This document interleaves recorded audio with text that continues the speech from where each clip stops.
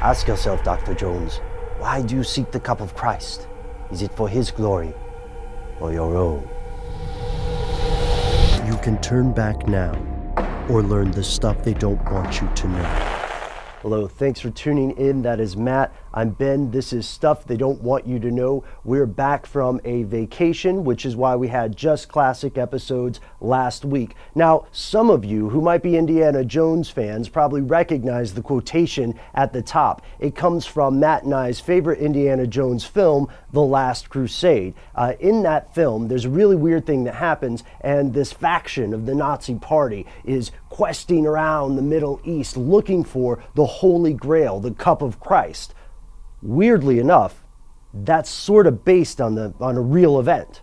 As we know, the real-life Nazi Party tried a lot of weird things, and we're not even talking about the depraved, horrible things. We're talking about just weird things. And to be fair, all world governments have done and probably are doing things that sound pretty weird. Our government, the government of wherever you're watching this. But what are three really strange things the Nazi Party did? Here's number one: expeditions. Yes, the Nazi Party did have expeditions to Tibet, to Mongolia, to parts of India, Greenland, Eastern Europe, Finland. The list goes on. And why? They were looking for mythological or lost civilizations. They were looking to create their own myths. Now remember that, because we're going to come back to that later. So back to the Grail, specifically Heinrich Himmler, pretty high up in the Nazi hierarchy, pretty high up in some occult hierarchies, at least according to his self-reported beliefs. Heinrich Himmler actually traveled to Barcelona, Spain, to look for the physical Holy Grail. Why? He thought it would give him superpowers. That is true. He thought it was A, real, and B, possibly capable of giving him powers beyond those of mortal men. Did he find the Grail? As far as we know, he did not. He also believed, there was an author that he was a big fan of, who said that the Grail might be in France. Again, in either case, we don't think he found it. We have no proof that he did. And speaking of Himmler, that leads us to number 2 on our list: occult rituals. Now, we've all seen the films and the movies like Dead Snow, you know, where there are these cursed Nazi zombies and where people high up in the Nazi hierarchy are practicing dark magic.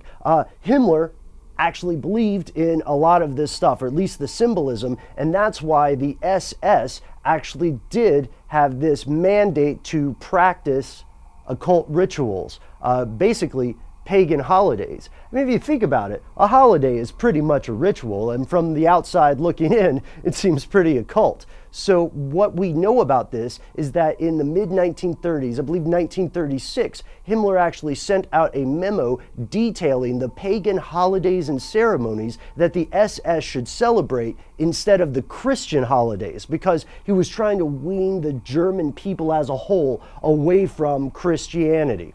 This is not the third thing. This is just something that we think is interesting. Did the Nazi Party discover nuclear power? Did they make nuclear weaponry? Well, there's a big question about that that goes into something called Operation Epsilon, which Matt and I are going to be exploring in an audio podcast coming up, and maybe a video. It's a story for another day. Sorry for the fake out.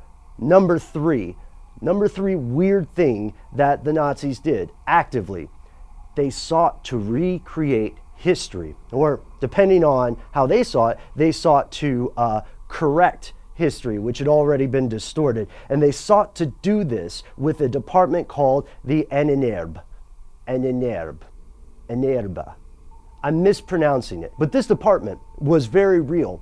Imagine a folklore department at your local university given billions of dollars of funding with sky's the limit ideas, as long as they made certain preconceived notions appear to be true, like the idea of an Aryan master race, the idea of a lost civilization that fell apart due to some weird cataclysm, or the idea that at some level magic is real.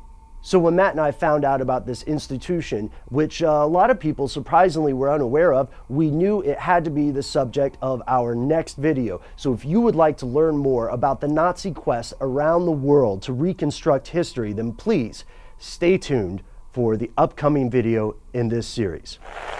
As always, thank you so much for watching. Find us on Facebook. You can find us on Twitter too. And of course, we have an audio podcast where your messages, tweets, and emails might just make it on the air.